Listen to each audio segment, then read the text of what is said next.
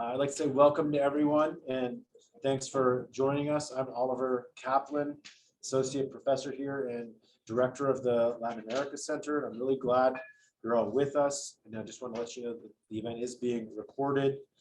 And so translating scholarship into other languages is key for connecting with global audiences and for sharing back with contributing communities. And here at the center, we thought, what an opportune moment to have this discussion with the recent publication of the books by the faculty of Latin America Center into Spanish.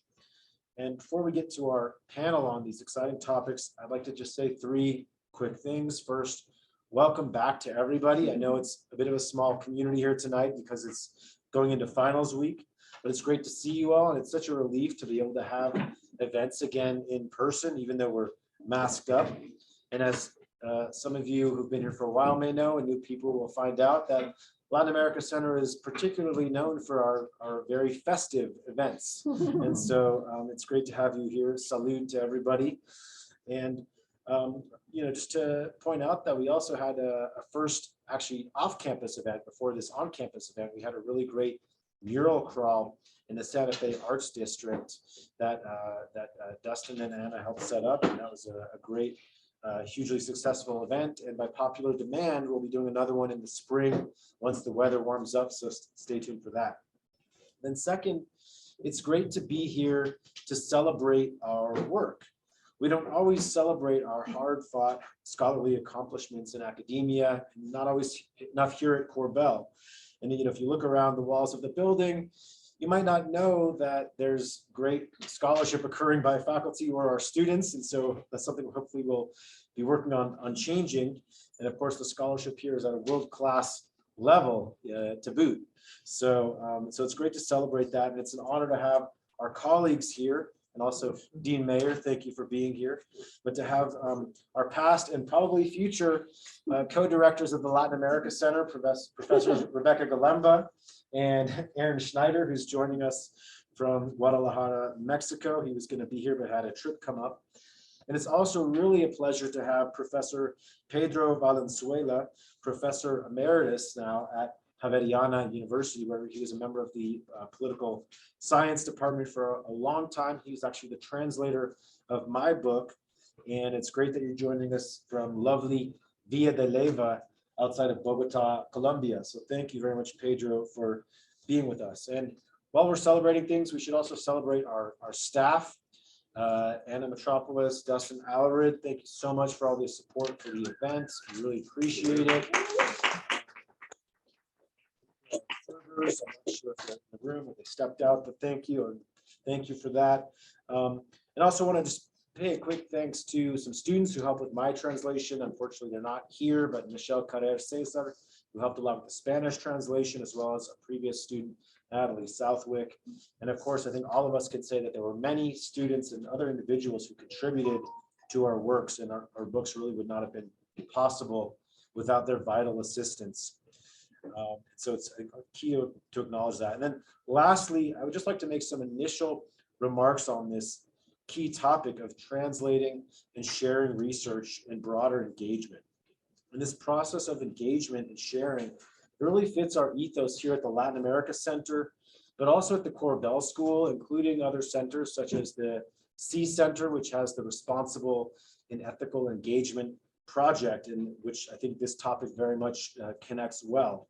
And so, sharing and connecting and providing research back to people who contributed can provide its own insights, and indeed that process of sharing, I think, is a motivation for us to do this event again now. And to start us off, I'd like to just take us back a moment to the year 2013, when I was able to go back and visit one of the communities that I worked with in the process of my book research, and actually studied and was able to go back and share my work with them at a public event. And one of the community leaders at the event who introduced me by saying that I was there, by being there, I was playing a key role, and he described it by using an indigenous phrase that stuck with me. In Spanish, it's caminar la palabra, or to walk the word, or to spread the word, or in other translations, they say to talk the talk and walk the walk, sort of to back up what you say. And I think translating our work and continuing to share it is doing just that. Pedro will probably recognize the community as the Peasant Workers Association, the ATCC, so he's very familiar. And sharing that work is really honoring the efforts of the many people who contributed to the work that we have. And then also the process of translation makes sure that other people will continue to benefit from it. It ensures that we reach important and more global audiences. And there are, in fact, key audiences beyond Washington, D.C., beyond the U.S., beyond the U.K., and beyond the English-speaking world. And so in our case, with our translations into Spanish, we're able to bring our work back to these key individuals, stakeholders, contributors, and institutions who all supported the work during the research process and who can now benefit and learn from it. And so most importantly, I would say that these individuals also can continue to provide key feedback on our work as well as criticism to help move knowledge forward. So finally, it's worth noting that to caminar la palabra is not easy. It's hard, and it takes extra effort and resources for many people. And there's no extra academic credit for doing translations. Some might even see it as a possible waste of time and energy, but we don't see it that way. We see it as an imperative to return and reconnect with people. And I know that our panelists share that view. So with that, thank you. I'd like to get to the panel now, and we just have a short series of questions, and then we'll take a moment to open it up to the audience if anyone has questions. And as you can see, we have a nice display of the books and some of the promotional posters, I think on the outside of I can't remember where the other ones are, but anyway, we have some nice displays set up. So the first question I'd like to ask, and I'll just kind of go down the line here, is just a bit of background.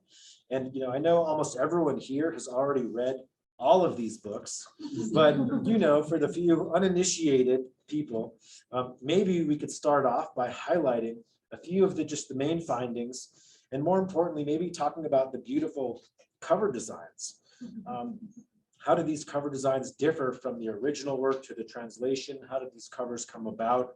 And maybe were there any updates to the text or the findings in the process of the translation? And so maybe we can start with Rebecca, who's here in the room, and go to Aaron, and then go down the line. And I'll have a separate question for Pedro. So maybe Rebecca, what are some of the main findings from your book? Great. And so the original publication I book, you can see it over there, is called Contraband Corridor, Making a Living at the Mexico-Guatemala Border, which is based on my long-term field work, largely along an unmonitored border crossing amongst which people live their everyday lives, and is really focused on a more ethnographic or ground-up perspective of how everyday people negotiate those borders, contest them, sometimes reinforce them, and sometimes even redraw them as the border around them has hardened in their presence, often not of their own making, specifically as under initiatives from the United States as well as from Mexico to harden that border towards unauthorized movements coming up from further south in Central America. And so the Spanish version was published just a couple of months ago, I believe last spring. And there's a lot actually that did change. So one was the cover photo. The photo of the original book was one that I took that I never actually expected the press to pick for the cover. I was actually somewhat surprised, but actually really liked it for showing the kind of more mundane types of border crossing and contraband that occur. And in that case, it's actually contraband of corn going across from Mexico into Guatemala. But something that I really discussed with the press in Spanish, and something that I actually tried to push back with the press in English and didn't really get very far, was that I was worried about the title of being Contraband Corridor. And really throughout the book, for those who read the book, I really problematized this idea of what we even consider to be contraband, and how that in many cases reinforces a state-centric lens of what is legal and who is not, who can participate in trade, and who is kind of more pushed into the underground economy. And I thought I didn't really make much headway, as you can see, with the press in English, but as the book was being translated into Spanish, this was something I felt much more firmly about, especially because contraband in Spanish is contrabando, right? And I was worried about the kind of sensationalist image that might have on the cover, especially for those who might not read in depth in the book, including many of the people who I worked with to really understand the fact that I'm actually critiquing that concept rather than just kind of throwing it out there. And so we discussed, and we actually renamed the book La Cadena, which literally means the chain. And actually this refers to quite materially the chains that border communities actually have put up to levy tolls on smugglers in order to reappropriate the proceeds that that'll get into the hands of border residents for themselves and kind of redraw the border. But I think it also speaks to the ways that borders are not just these lines of division, but also these spaces of interconnection and bridging in between. And so they picked that for the title for this time, and so actually use a different picture that I had of these chains and trucks crossing the border. I was also a little bit not quite sure I wanted people's faces to be so prominent in the cover. While I had permission to take photos for the book, I felt a little differently about what appears on the cover, especially I took these pictures over 10 years ago, right? And so thinking about how I would kind of renegotiate that. And so they kind of responded to that by doing a very psychedelic version of the cover and on the back, which I actually really liked. So. Great, thanks, Rebecca. And you're giving me new questions even though I didn't hear from Aaron, which is Aaron, same question for you, but when did your translation come out and any title changes? We know you had some pretty drastic cover changes, but feel free to share your thoughts. Sure. So the original came out in 2012 and the Spanish language version came out in 2014. And you have the Spanish language cover, kind of that big banner there, right? So yeah, that was definitely an improvement over the Cambridge cover. Cambridge was pretty lazy with the cover, actually. They put the Central American country flags on the cover, but when they sent it to me, what I looked at and I saw was that I studied the 5 countries of Central America: Costa Rica, Guatemala, Honduras, Nicaragua, and El Salvador. And they put on the cover Guatemala, Costa Rica, Panama, and Belize. And in part is because Guatemala, Honduras, Nicaragua, and El Salvador have kind of the same flag, got blue, white, blue with something in the middle, a shield or some stars or something like this. And so I guess the designers at Cambridge decided that Panama's was more interesting and Belize was more, and they just threw it on there. And that's how it came out. So I was quite pleased that the Spanish language version had a cover that was more attractive and interesting, and also wasn't wrong. So that was the main improvement that I saw. And just to summarize the main finding of the book, and perhaps what needs to be done now. The book came out, like I said, in 2012, and the main finding was that Central America in the years from 1990 to 2010 went through a process of neoliberal adjustment and democratization after the wars of the 1980s. And there was variation in the state building outcomes among the 5 countries because of a couple of key factors. First, the structure of the political elite, in particular, the relation between those rising elites who were adapted to neoliberalism and falling elites who were not, the state institutions in which they interacted, and their relations with popular sectors. The main update that I would offer is to say that, starting pretty much with the close of the book, 2009, 2010, neoliberalism in the region and in the world really entered into crisis. And the response in Central America over the last 10 years has been to renew accumulation with the strategy of extractivism and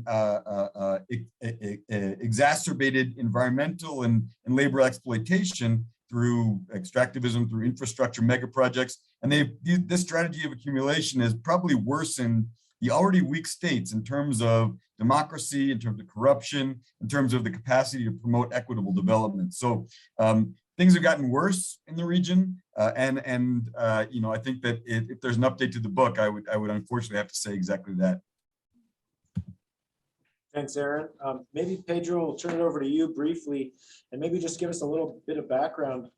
How did you become interested in a translator and become a translator, given your own illustrious academic career? And why were you interested in the translation of this text? And maybe I can then talk a little bit about some of the findings. But Well, thank you, Oliver, for the invitation. I really am not sure how I became interested in translating. I guess it was my experience in going to school in the United States as an undergraduate and a graduate student, but having, of course, being raised in Colombia and lived in Colombia before I left for the States for most of my life. And of course, I grew up, or my children grew up in a bilingual home. My wife is American, she's from Ohio. So we were using both languages all the time, and perhaps that kind of got me interested in becoming a translator. In terms of the topic itself, well, I'm very familiar with the literature on the topic, on resistance, on violence against civilians. I am a political scientist, but my PhD is in peace and conflict research. And that community that you wrote about, I was already familiar with them. In fact, I am part of what they call sympathetic academics, people that from academia, they contribute to the work. So I knew the experience, and I of course, am a big admirer of what they have done throughout the years. I jumped at the opportunity because I knew that you would give it a different approach to the study. Pretty much all the studies that I included in mine, which was on reconciliation, or their perception or their conception of reconciliation, was very much not very strong methodologically. And what you really brought to the topic was very strong and various types of methodologies. So I knew that it was going to be a very important contribution and a very interesting contribution. well, thanks for that, Pedro. We'll talk about methodology in one of the later questions and what kinds of challenges that posed to you for translation, which I think was an interesting one. In short, my book in English, Resisting War, How Communities Protect Themselves, in Spanish, Resistir la Guerra, o Cómo se protegen a sí mismas las comunidades, largely talks about how communities organize to protect themselves in different ways from armed conflict violence.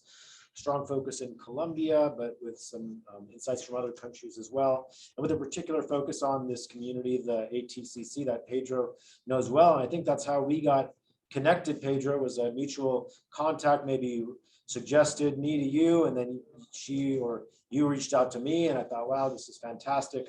Someone who really knows the topic and the case is interested in translating. And so I think we kind of built our relationship from there. Although I think one of the first obstacles we had was actually the title was a bit of a tricky one, because at first it was Resistir la Guerra, Cómo se protegen a sí mismas. And as we found out, that really wasn't specific enough, because in Spanish, it still doesn't quite say who's protecting whom. And so that extra part had to be kind of appended on to get extra clarity.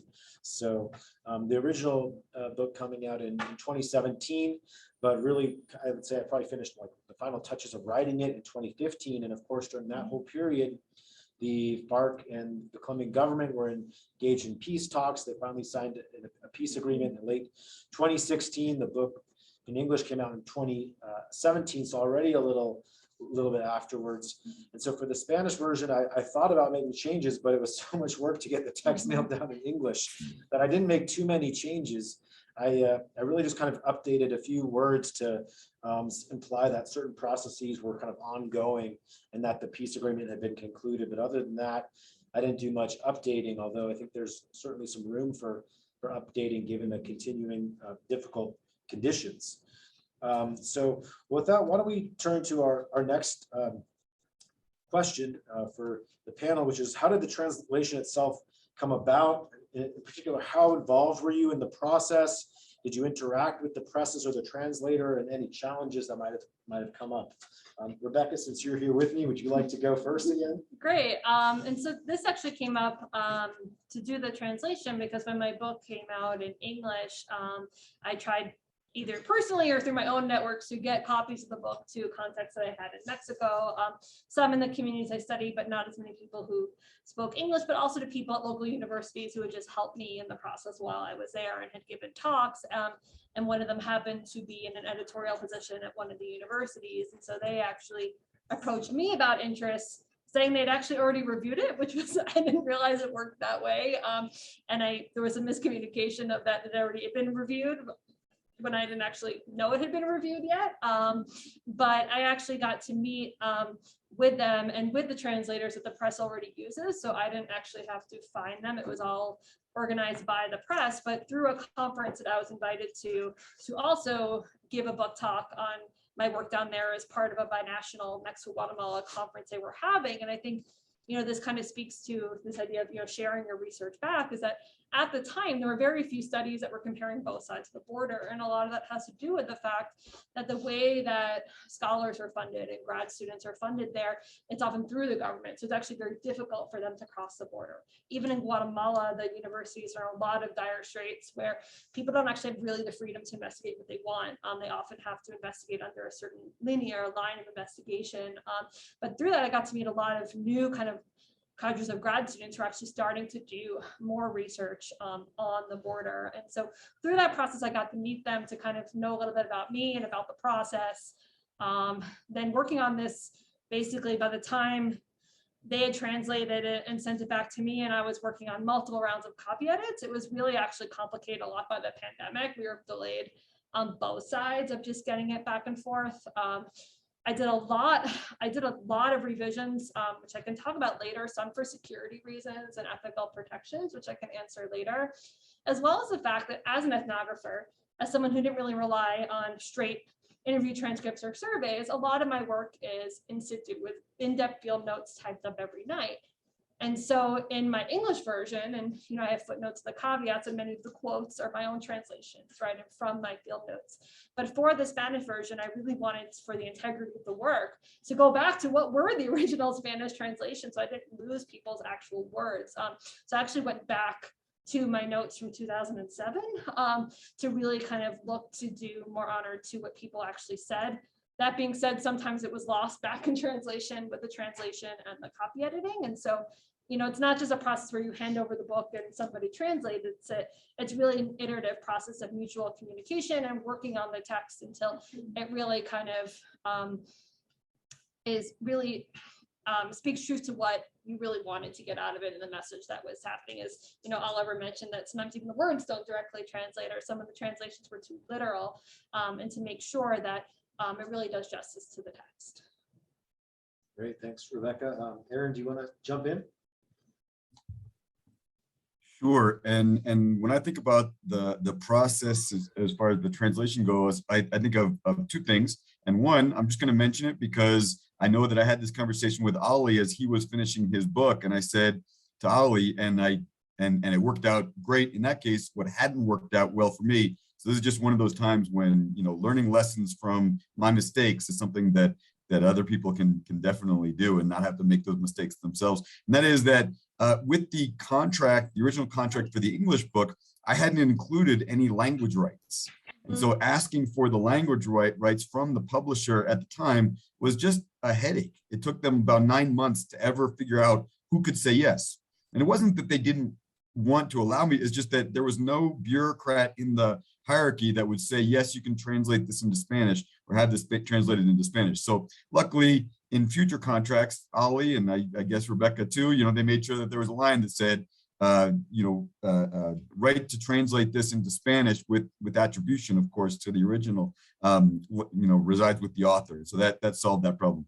The only other observation that I'll make is that really my book wouldn't have gotten translated without the help of colleagues in Central America, especially in Guatemala. And there's a think tank there, think tank that works on public finance, and I'm on their board, and they really like the book, and so they shared my desire to see it published in Spanish, and really marched it through all the processes in Central America to make sure that the publisher there would publish it, would get it done well, would disseminate it, would make it available in all 5 countries, and then set up book launches for me in each of the countries. So I was very committed to making sure that academics and policymakers and popular activists would have access to what was in the book, because really they were responsible for kind of everything that I know about Central America and about political economy. And so I really wanted this to be in their hands. And so I was pleased that there were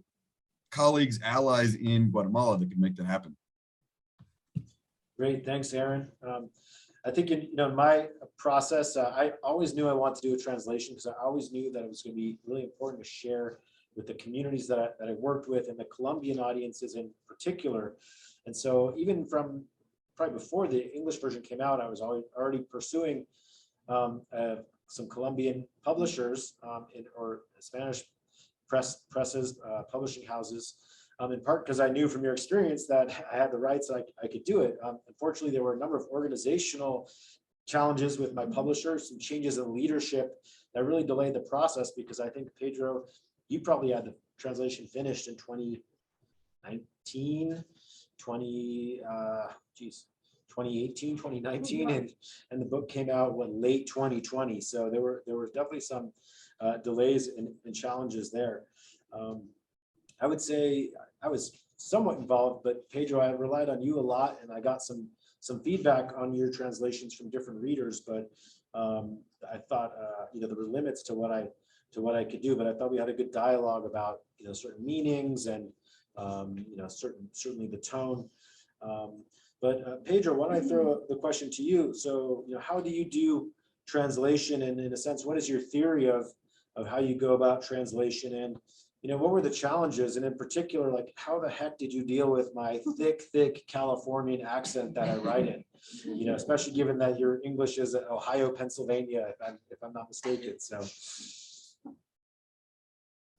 Well, Oliver, I don't have a translating approach. I have never been trained as a translator. And so I do it very intuitively. Now you tell me this. Just kidding. I do it intuitively and extremely carefully. I mean, precisely because of that. So I don't have any big dilemmas in terms of translating. I just try to be very faithful to the original and make it very palatable to the other language readers. So that is really my main concern. So if you need an approach, I would say just be faithful and try to make it very understandable, to the others, the readers in the other language. I think our process of communication was very good, and I really like the fact that you had my translation checked by other native Spanish speakers. I particularly liked the work of one of them. I don't remember her name because I don't know her personally, but she did a fantastic job, and she really, in some of the parts of the texts, she really improved the Spanish version. So I was very pleased that was the final result. Yeah, there were some former students and other collaborators that reviewed it, as well as I think we had at least one or two. They put a lot of copy editors on it, and it wasn't your fault. I think it was their disorganization, but there were a lot of different copy editors that we went. The only problem, Oliver, that I had was not with your Californian accent or style. It was really with the quantitative part, because I am not familiar with the methods, quantitative methods. So the language was extremely difficult for me to find, an accurate translation. It took me a long time and a lot of consultation to find the proper terminology. Well, and that was hard for me to write in English too, Pedro. So anyway, thank you, Pedro. Why don't we go into a third question? And so one of the questions is, why do we even bother to do translations? And so I want to ask the panel, who are you trying to reach with your translation, and what new discussions or contacts has it opened up, or how is it being used, or what kind of impact is it having? Maybe I'll go to Aaron first on this question, if you want to start it off. Sure. So as I mentioned, it was just really important to me to share what I had learned from all these folks in Central America. I know that the book has been used in training sessions for bureaucrats in the Ministry of Finance in Guatemala. So it's part of their orientation, is they have to read my book. So that's their burden. I also know that it's used in the master's degree of social sciences at the National University in Honduras and at the Universidad San Carlos in Guatemala. I saw it being sold in the airport in Guatemala. And so that you really arrived if your book is being sold in the airport in one of these Central American countries. They put, good, decent academic books. So made it there. One funny thing is that, of course, I just want it to be out there and in everybody's hands. So anybody that's ever asked, I just send it in PDF form to folks. And so I've gone to conferences and met people and said, I'd like to offer you a copy of my book. And they say, oh, no, I've already got it. And so, it's just kind of floating around out there. And as far as I'm concerned, we'll cut that from the recording, Aaron. Yeah, at this point, I want it in everybody's hands that wants to read it. So I'm happy for that. Great, thanks, Aaron. Rebecca. Sure. And first I'll say I must have never sought Aaron out or didn't listen, but I also had to negotiate those rights on the back end, which was a pain in the neck. So definitely negotiate those up front. But I think especially reaching Mexican scholars and students, especially going with division of UNAM, which is a major university, but their southern border, to really be accessible in libraries and hopefully some bookstores in Mexico. There was supposed to be some talk of a book tour, but obviously with COVID that didn't happen.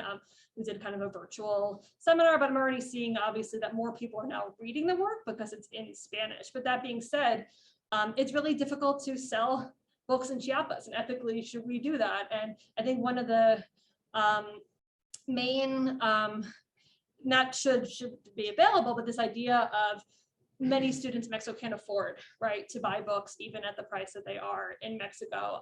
And so what UNAM, their division Steve Sur, which I published with, does is they actually make it freely available in PDF on their website. And so again, I haven't necessarily seen how it's circulating, but I thought that, again, of reaching the audience, the fact that it's freely available to download was something that was really appealing, to really have people be able to read it that don't just go to the elite institutions or the touristy bookstores around San Cristobal and Chiapas. Great, thanks, Rebecca. Yeah, in my case, I was trying to reach, of course, the communities and people I worked with, also students, scholars, policymakers. And so in that sense, that was sort of the target. And I think it's opened up some new discussions. I was able to share with the Truth Commission in Colombia as one of the bigger venues. The publisher didn't make the whole book available, but they made one chapter at least available. So I've shared that with some different training institutes. And when I'm giving, so far Zoom talks with different university classes in Colombia, I've been able to share it. And so it's like kind of slowly starting to open up some new discussions, but it's been a bit difficult during COVID. But I have to say, it's been really great having a translator who's engaged in these issues and committed to these issues and aware of them. Because Pedro, you've been a really great partner in dissemination. Not only did you write the foreword, a nice foreword in the book, but you have participated in several events. I thought maybe you'd want to maybe discuss just a little bit of your role so far with sharing the work, and maybe so far if you've, based on you being in Colombia, if you've heard anything about impact or the kinds of conversations it might be generating that I'm not aware of. So. Yeah, very much so. Your contacts in Colombia are very extensive, both in the academic world and the NGO world, and anybody who's really working on peace building issues. So you're a very well-known author. Let's recognize it. Don't be humble about it. And I know that for a fact that the university that I work with, and we have a very extensive team of people working on peace building issues, we are using the book, all of us, in our classes, in our seminars, in our workshops. And I know for a fact that some of the NGOs that are very engaged in peace building issues are using it as well. And in fact, the bureaucracy, the Colombian bureaucracy, state bureaucracy that is involved in these peace building issues, as well as the international bureaucracy, with a lot of them, we have talked about the book, and they are familiar with it, familiar with the findings, and using it in their work. That's great to know. I didn't know that. So hopefully that'll continue. So yeah, one of the nice things in the end is that for me was that with publishing the Spanish, we as authors get some amount of free copies. And that was almost the biggest benefit, because it's been, even during COVID, I've been able to send them out to people. Even if I can't go there, they can at least get the copy in their hands. And so recently I was able to send a small box of books out to the village where some of the community members are living, and they've finally gotten their hands on the copy ahead of time. So that's been really gratifying. So we just have two questions left. And the next one I'd like to touch on is the issue of ethics. And so, I'd like to ask, what sensitivities or ethical issues have come up in the process of translation, or that you were concerned about? Were you concerned about reaching different audiences, for example, than with the original text, or maybe worried about we might see certain elements? And I know, Rebecca, we talked a little bit about this. Do you want to start? Sure. And I think, part of that was also the attractiveness of having an online, free copy, but then kind of the reverse in the communities where I actually work, it's less likely that they're actually going to download the PDFs, although they have access to the internet. It's largely on a smartphone, right, where it's easier for them to have access to a book. And so I've actually, for my free copies, I told the university to keep half of them so that it's easier when I go back to distribute them. But I haven't been able to, just because I haven't been able to go back since the pandemic. But we talked about what's changed, or if we changed any content. And what's changed the most in the region where I work is that things have just become much more intense from a security perspective. The influence of cartels in the region has all really increased. But I also felt an ethical responsibility in some ways not to talk about that without really knowing or being able to take responsibility for what the implications would be of updating that in the book. That being said, many of the kinds of contraband I talk about, those are the specific kinds of things that I can provide the context in which we can understand these kind of larger security issues, but I tended to follow kind of local sensitivities of what you talk about and what you write about. And so I felt an even more responsibility in the version of this book to some things I actually cut from the book, from the Spanish version. I use pseudonyms throughout my book for the communities as well as for the people. I do some mixtures of identities to obscure even further. And I'd say as it came out in Spanish, and as I know the security situation has become aggravated, there are some things that I actually obscured even more or removed entirely, just out of sensitivity for not being able to necessarily predict, whose hands the book would get into and or how it would be read at the same time, and wanting to make sure that I was being fair and respecting the people whose lives are still going on as we sit here kind of talking about this process. Great insights, Rebecca. I'm going to probably draw on a few of those as well. But why don't we turn it to Aaron? If Aaron, your book is a little bit different, not really quite dealing with the illegal contraband violence issues, but did you run into any ethical issues or just sensitive issues that you had to navigate? I guess the main thing that I would say as far as what emerged as I moved from the English to the Spanish version is that some priorities changed. And so, with the version in English, it was really, in many ways, the publisher wanted it to be an academic contribution. And so the comparison of cases that they wanted really was meant to be useful in a methodological sense to compare different variables and scenarios in Central America. In the Spanish version, while that academic priority was still there, there also was a need to make it relevant and authentic and resonate with the audiences in the countries. And one of the ways that manifested was that I added a chapter.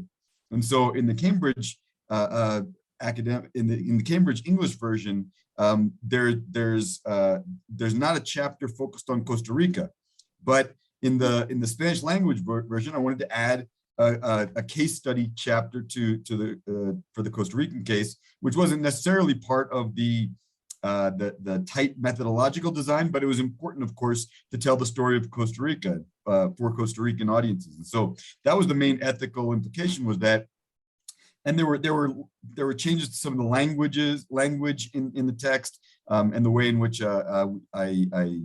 I labeled some of the concepts, but the main one was that I added a whole chapter. It's a lot of work. Well, in my case, I think I was concerned because I think the English audiences will read things a different way, and they won't quite know as much about the context or not in the context. And I was very aware that once it was in Spanish, it would be much more possibly available to both citizens as well as maybe some actors that might be a little less than friendly. Mm-hmm. And so I think one of the things that we always have to think about in our work is how is it going to be read by different audiences, not just the people we hope will read it, but the people we maybe don't want to read it or that may read it in the wrong way. And so, I'm not necessarily saying that my book's going to get into the hands of certain armed groups, but what if it did, right? And I think, there are certain books out there with titles like, The Dictator's Handbook or How Violence Works. And, you don't want dictators to get their hands on those books because you don't want them to know how dictatorship works. And so, I was, as I reread the book, it was aware of some of those issues. And, I don't actually mention anybody by name, but I do mention some places by name. And I think one of the virtues of the delay is that a lot of time had passed. In a lot of cases, conditions had improved. In some cases, conditions had gotten worse, but people had sort of moved on. And I think memories faded a bit. And so those kinds of sensitivities maybe aren't what they were at the time that I was doing my research. But that was something that I was concerned about. And so I think part of the translation process is making sure that you can, be part of the narrative and in sharing the work, kind of frame that narrative. So that was one of the kind of ongoing concerns about that, especially writing on a really sensitive topic like violence against communities. And so, Pedro, you had maybe a different set of ethical issues you had to deal with, trying to not maybe misinterpret what I was saying, or I'm not really sure, but, can you think of any ethical issues, especially being, a Colombian in Colombia who's very aware of these kinds of sensitivities? Anything about the work or, your process of translation that came up? I really wasn't too worried about that, in the sense that that you explain very well how you discuss those issues with the community itself. And they are, of course, very much used to these type of situations. I mean, these are guys, people that said no to the war and confronted all kinds of armed actors, the army, paramilitary groups, the guerrillas, etc. And they persisted in their position and defending that position without any violence. So they knew the risks they were taking by adopting that attitude. And they are very well acquainted, how to navigate these situations. So I wasn't too worried about that. My concern was, the only thing that I asked you to do was to send me the original testimonies of the people that you interviewed, particularly when it was a matter of the peasants themselves, of the farmers, the poor farmers. And for me, sorry about that, but I'm living in the countryside, and anything outside, the dogs get very, very excited. No, I was more concerned with other issues. Again, really making sure that I understood what you meant and how I could put it in the right words in Spanish. I did not have many troubles with your book. With others, I have had, things that I consider that are wrong, historically wrong. And so I tell the authors, this is not right. I'm going to give you an example without naming titles or people.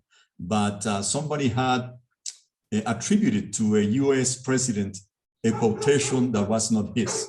So I wrote to the author and I said, the quotation is right, but it's not that president, but this president. Do you want me to leave it as it is? Or do you want to correct the mistake? So he corrected the mistake. Or sometimes, foreigners that are writing in Colombia and do not understand very well certain expressions in Spanish and that are very Colombian. And perhaps other Latin Americans would not understand it or understand it very different. So I changed them to make it more understandable to the general audience and not just to Colombians. And things like that. Sometimes they mention a lot of institutions, assuming that other readers will know what those institutions are about, but they don't. They are very, very Colombian. So I ask the authors always, should I explain in a footnote what this institution is about? And they normally agreed. So those were really more my concerns than other issues that are indeed important. Well, I'm glad those were all in the other books and not in my book. So great to know, Pedro. But yeah, one case I was concerned about is that most of my cases are optimistic, positive cases, but there are a few negative cases that for whom things did not go very well. And those ones were the ones I was more maybe concerned about, that, portraying them in a less than flattering light, maybe. Anyway, very, very helpful insights, Pedro. I had a problem in my latest translation with the word peasant. I was translating from Spanish into English. And for us in Latin America to speak of peasant movements is very, very common. But apparently in England, the word peasant had a negative connotation. So we had a big discussion about it. Yeah, that's a tough one. I think sometimes it's campesino would be peasant, and in some cases it's more like country folk or country person or something. It's a hard one.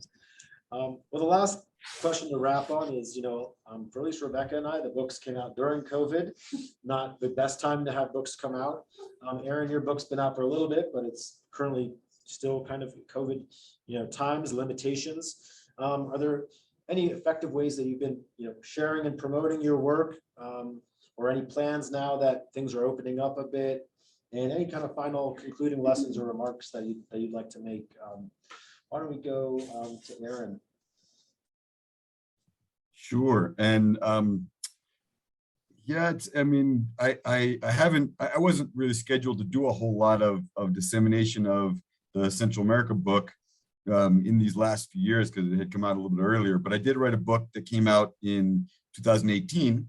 And so, I guess some of the things that might have been following on from that book have been slowed down. My only real plan at this point is I happen to be on this fellowship in Guadalajara, going back and forth to Denver. And Guadalajara has one of the most important book festivals of Latin America, and it's in December. So I guess I'll bring some copies of my book and that big flyer that you see behind you, and see if there's any interest. But yeah, that's pretty much all that I'm doing. But my only other thought is just to say that, I really appreciated the doing the translation and the feeling that the response that I got from colleagues all across Latin America who could access the book in Spanish and express their appreciation for being able to do that. And so, I know that I will be translating my next books. I think it's an important thing for us to be doing, and I'm glad that Ali and Rebecca and I all share this commitment. That's great, Aaron, and we're really proud of you. So thank you. Rebecca, did you want to comment? Sure, and also thanks to Ollie and Dustin and Anna for putting this together for us to be able to disseminate what we translate, our books being translated now back to Corbell as well. And so, as I mentioned before, I think there have been plans of possibly doing some kind of mini book tour in Mexico. I don't know where that stands now. I still would love to arrange a trip back to distribute more copies of the book myself and do some talks, as well as distributing more into the communities. At this point, there was a Zoom, presentation of the book, which was actually great because I was able to get discussants from the universities in Chiapas, which was fantastic to not just share it, but also to get that feedback and move the conversation forward. But otherwise, really just starting to email it to the people that I've worked with is one step, but I would love to take that further. It's just been hampered. Yeah, I'd say just to wrap, it's been definitely a challenge.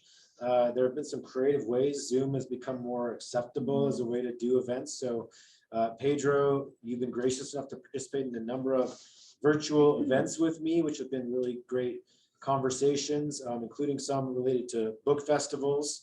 Probably the most painful one recently that I couldn't go to was the one in Santa Marta, Colombia, which is on the Caribbean coast, right on the beach. And so that was a tough one to not be able to attend, but maybe in the future. So the hope is that now that things are maybe opening up, at least maybe in Colombia, events are starting to happen in person again, that in the coming year, we'll be able to do some events together. Pedro, hopefully at Javierana, maybe even in Via de Leyva, who knows? So that's exciting. And I think for all these works, I think the messages are still relevant, and I think everyone understands that COVID was this weird delay, and that there's still an appetite for texts, and a lot of avid readers out there who I think are yearning to meet authors like Rebecca. So hopefully that'll all work out going forward. So anyway, with that, I want to say thanks to everybody, and thanks especially to Pedro for joining us from Colombia. Really appreciate it. And Aaron, who was gracious enough to take time while in Mexico to join us, and to everybody for attending. So thank you all, and we'll continue the celebration.